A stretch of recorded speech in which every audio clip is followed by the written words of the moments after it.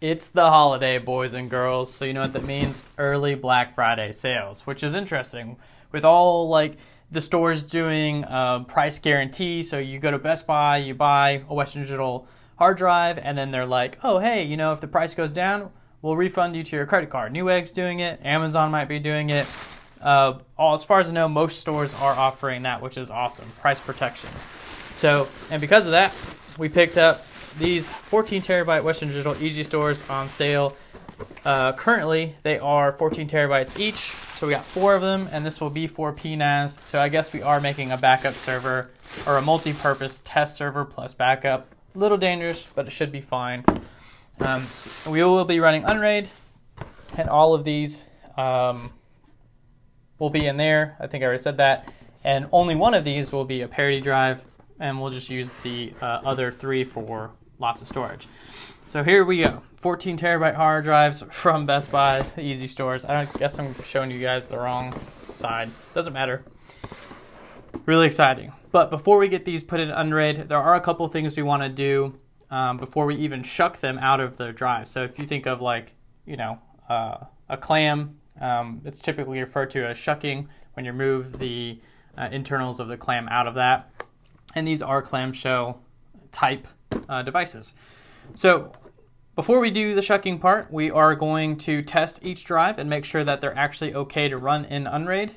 So that way we don't have to worry about any return policies or dealing with any of the return process, just in case something goes wrong early on, and or we can identify problems early on so we can go ahead and get them returned while they're still in their enclosure, because once we take them out of the enclosure, we may have warranty issues.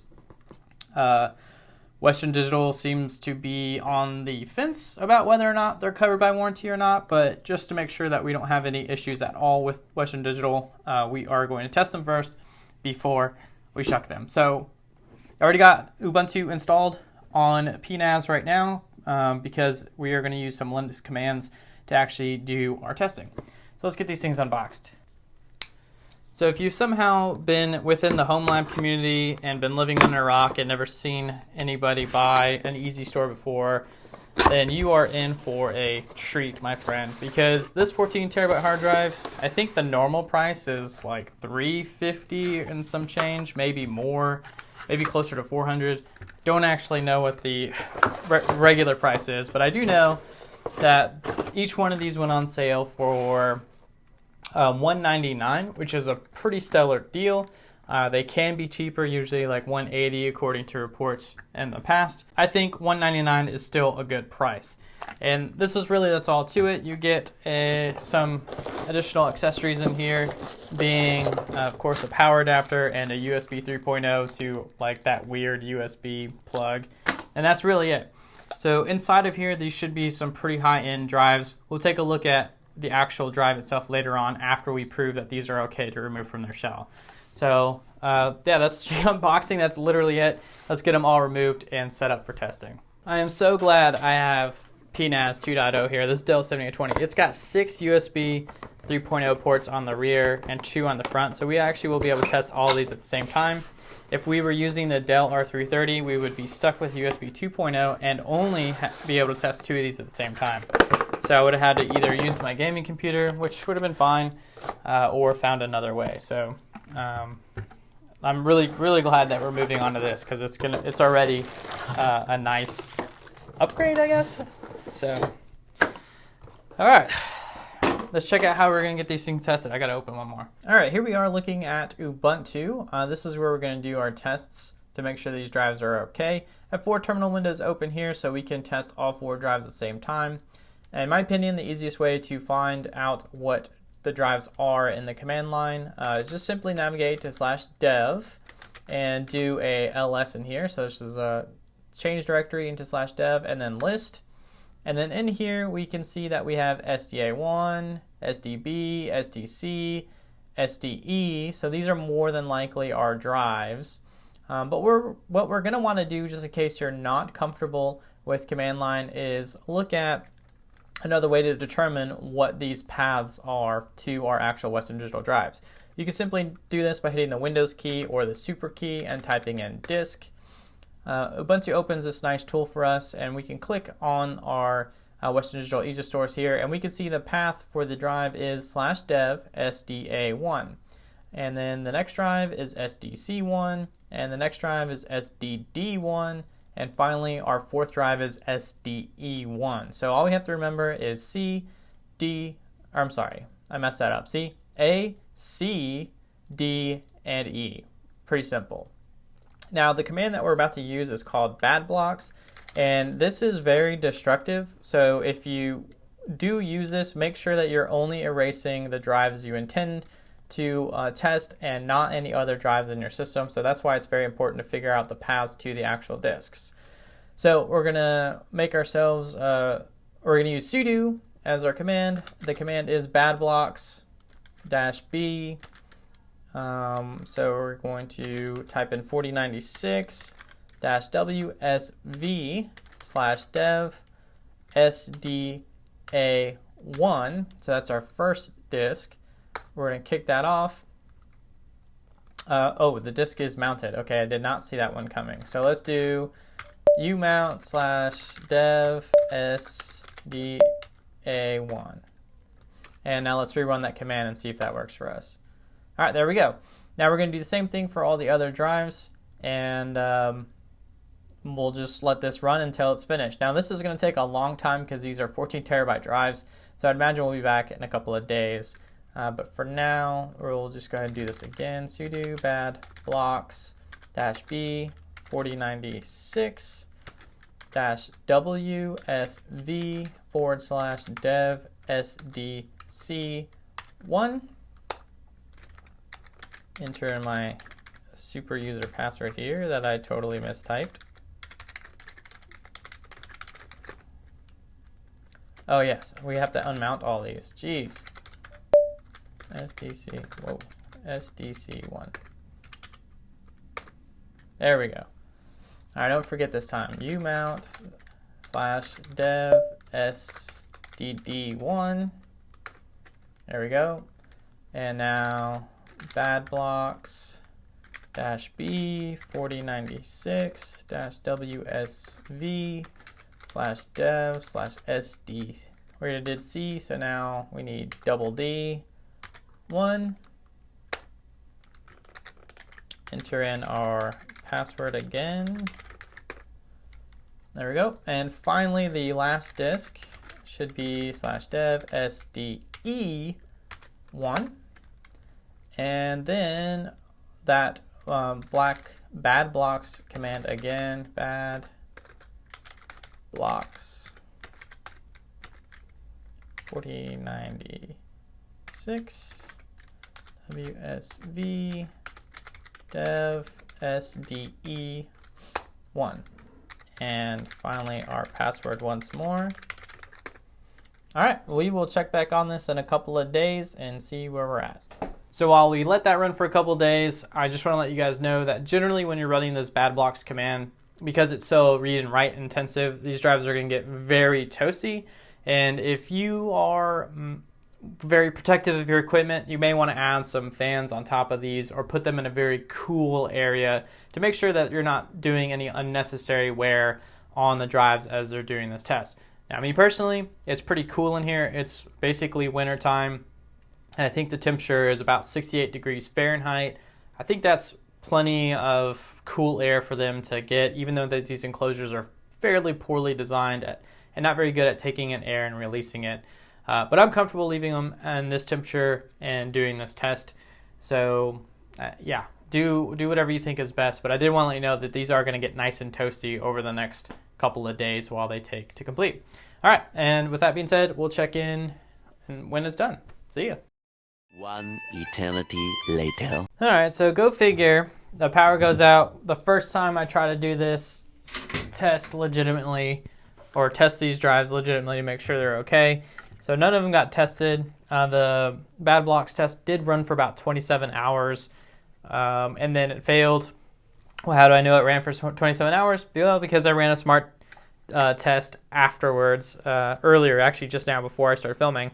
So I know that they were at least powered on for 27 hours.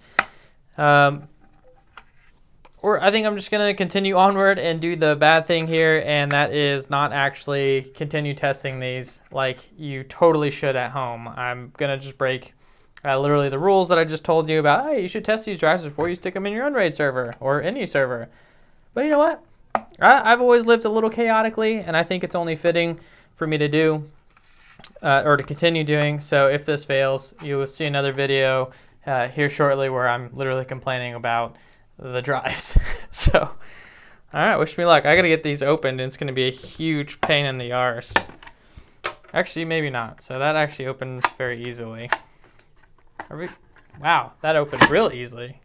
That's not as easy as I remember it being, but I guess it's thanks to I fixed it in their tools. So, all right, let's get these other ones open, and I'm gonna try what I just did there because that worked really well. Okay, that did not work as easily the second time. So we're just gonna do this again, get our little guitar picks in here, and hopefully we will, I can't think and work at the same time. We will open this one just as easily as that one. Yeah, there we go. So 2 picks right in the corner, and then wedge your whatever this tool is called, and it comes right open. Nice. All right, let's actually do a close-up of how I did this. So just wedge this tool on in the corner as best as you can, and then stick your guitar pick in there. Do the same with the other side. Pretty simple. Flip it around. Stick this tool right here, insert, and just keep on just keep on wedging it in there and forcing it backwards until you get it to loosen all the way. Then just pull once you've got that loosened. Easy. Okay, so we got all the drives removed finally. So that's all 4. And I don't know if I mentioned it earlier, but these drives are helium drives, at least according to the Smart Tool. Tools for that matter, and I'm specifically quoting Crystal Disk info in this case, and whatever Ubuntu's built-in one is. Actually, it's not even built in Ubuntu. I had to download some Smart Tool. So that's what that says. So, and I think they're helium based off of this little sticker as well. I think it's really common for helium drives to have this little sticker over the hole that they use to fill the drives with. So, all right, last thing on the agenda to do here is get them plugged in, and we will pretty much be done, even though we won't be doing a smart scans, at least for this video. I think what I'll end up doing, because I feel bad, is getting everything set up and then just doing an extended test with Unraid, and I'll feel a lot better about it before putting all my data on there. But yeah. So we'll do that. Oh, and one thing we're about to find out, and I don't even know this, is if this Dell even supports hard drives of this size. So it's going to be kind of awkward if it doesn't. So that will be a very painful thing to find out, the fact that it doesn't support hard drives this size. I'm pretty sure it does. The only potential issue I think we'll run into is if these drives require the Captain tape because they're 3.3 volts instead of 3.0 volts or whatever.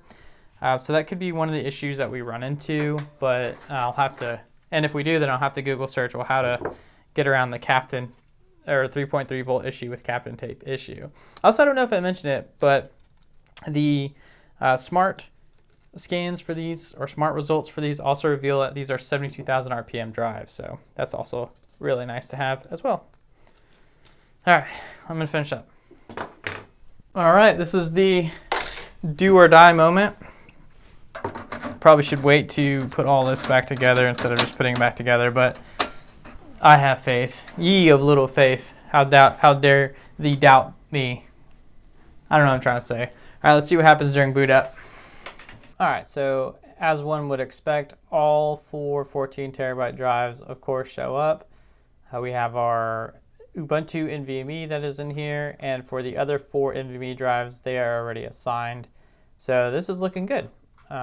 They clearly all worked, and I'm happy with this so far. Okay, well, hey, sweet. That all worked out. No complaints. Didn't have to do any Captain Tape trickeries or any 3.3 volt trickeries. It all just worked. That is exactly what I would expect from this Dell workstation. To be honest, I believe the front SATA ports or drive bays, whatever you want to call them, are also SAS compatible. So it would make sense that they work with these drives, I guess. I honestly have no idea what's left to show you guys. This was quite the journey. I'm a little upset that the deep bad blocks failed because of the power outage, which is unfortunate because I do actually have this system on a battery backup. However, the drives were not plugged into that. Go figure. So, whatever. We're in this video here, and so there will be definitely more content to come with this workstation in the future now that we've got it hooked up and pretty much ready to go for future content. And so with all that being said, I want to thank each of you for watching and making videos like this possible. I will see you next time.